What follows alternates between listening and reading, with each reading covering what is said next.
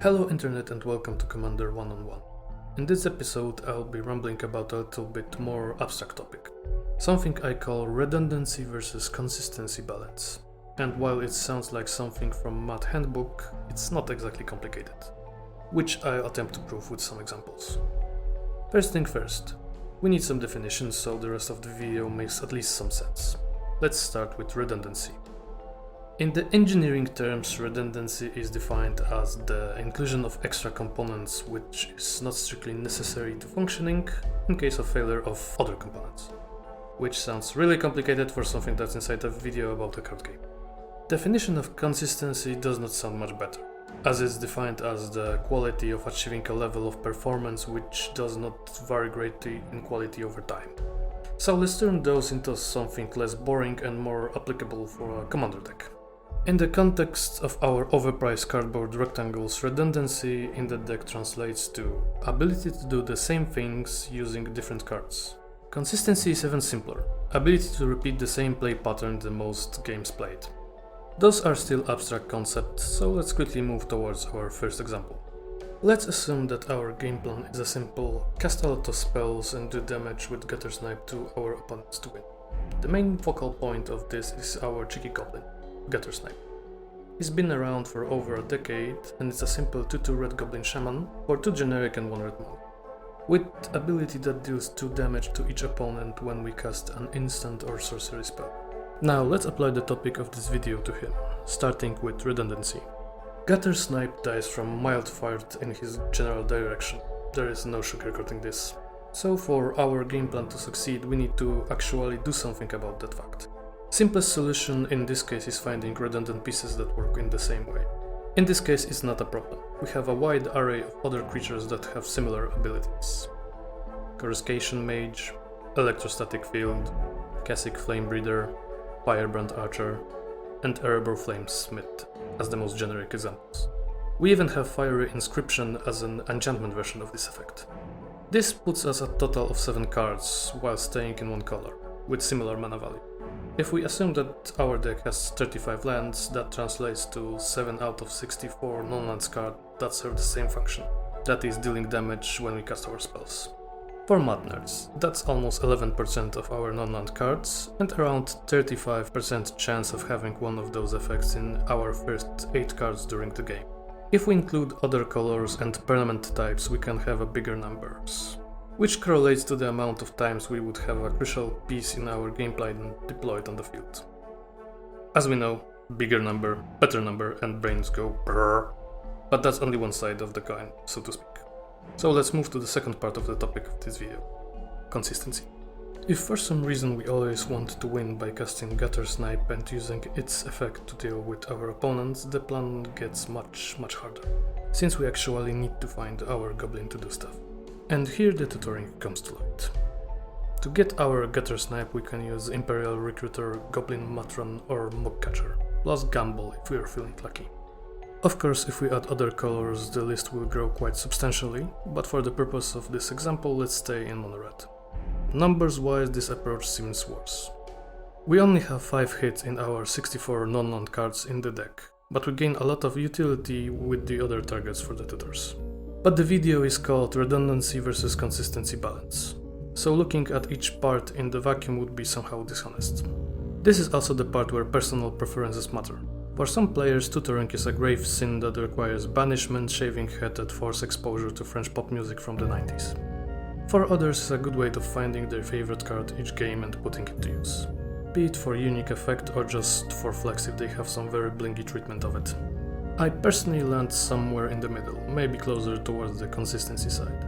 I like my decks to be able to execute the game plan they were designed to do, but I don't mind if that execution has different steps and tools in each game.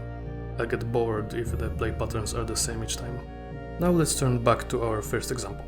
To sum it up, this specific strategy is not something that we can easily turn into consistent occurrence. At least not without expanding to other colors for assistance. But it's quite easy to include redundant pieces in our deck and have a very similar experience during each game. And while Guttersnipe will not be the MVP each time, his friends will gladly come up with the steel chair in arms. Of course, our game plan can be something more generic than our first example. To be honest, it should be, since the strategy focused on the one specific card is very fragile if that card is not our commander. But I think it was a good example to start on. Let's try next with something more abstract that can have both redundant and consistent approaches, and be viable regardless of our personal choice in which way we build it. Blink archetype. And let's add some more colors this time. So for our second example, I use Aminato the Fate Shifter. The game plan will be more generic. Blink stuff until we win.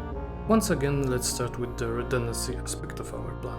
Aminato herself provides us with a blink enabler in the command zone, however it is limited to her loyalty counters. As such, we want at least some redundant pieces that can substitute this effect. And while there's a lot of creatures that blink stuff, they tend to be a removal magnet. So let's take a look at some other cards that are a little more difficult to get rid of. Starting with Teleportation Circle. It blinks a creature or artifact at the beginning of our end step. It is enchantment with mana value 4, which may be considered a downgrade versus our commander mana value 3, but it dodges Abrupt Decay, which is a very common answer to problematic permanents. Next notable item on the redundancy checklist is Conjurer's Closet, this time an artifact with mana value 5. It's easier to remove than enchantment, but the type and mana value could be relevant in different ways. Number 3 on the list goes to Tassa, Deep Dwelling. While it is a creature on the stack, quite often will be just an indestructible enchantment on the battlefield. It is again limited to blinking only creatures, but those are often the best targets anyway. That gives us 4 permanent blink engines. One of those is always in our command zone. At first glance is not a lot, but that can be deceiving. Before moving to the consistency aspect, we should also include some spells that serve the similar function. Starting with Ephemerate, which provides us with the best value in the archetype. 1 white mana for 2 blinks over the course of 2 turns. Its older brother Cloud Shift is strictly worse in that aspect, but still does exactly what we want from the effect. Same with Essence Flux. At mana value 2, notable inclusions are Flicker of Fate and Momentary Blink. First one for its ability to blink enchantments, seconds for Flashback. That gives us additional 5 blink enablers in the form of instants. There is much more of those, but I consider those to be the most efficient. Before moving on, there's a short list of honorable mentions of those effects at mana value 3. Ghostly Flicker, Displace and Blur are on the expensive side, but their effects can be considered a significant upgrade in comparison to simple blink a creature, and can be a combo enablers or value engines when combined with appropriate targets.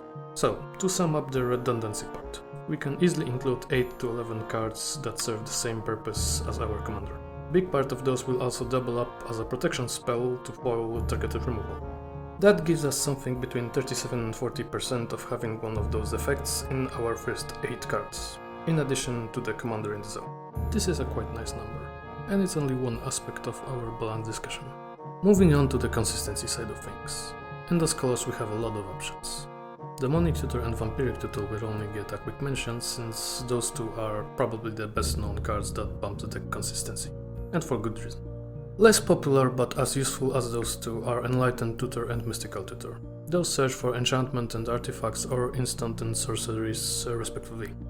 And we have quite a few targets in those types that are relevant to our overarching strategy. Of course we have a bunch of similar effects, Solve the Equation, Fabricate and Idyllic Tutor for example. But let's focus on something more synergistic. When discussing spells in the redundancy section, I've mentioned their mana value quite a lot. The reason for that was Spellseeker, which is probably one of the most broken creatures in this type of strategy. For the simple reason of searching for instant or sorcery with mana value 2 or less on its enter triggers, while being a great target for our blinking spells and permanents. For that reason alone, it probably deserves its own video somewhere down the line. For now, let's focus on the fact that Spellseeker is a wizard. This type is very relevant in our archetype, since it's also shared with Archaeomancer, Auramancer, Scholar of the Ages, Dowerport Mage, Archmage Emeritus, and a bunch of other cards with excellent abilities in the deck focused on blinking. The reason for the emphasis on that is simple. Step Through. Its normal effect is not terrible, but the main selling point of the card is its wizard cycling ability. which is very hard to interact with, but gives us a lot of possibilities and consistency.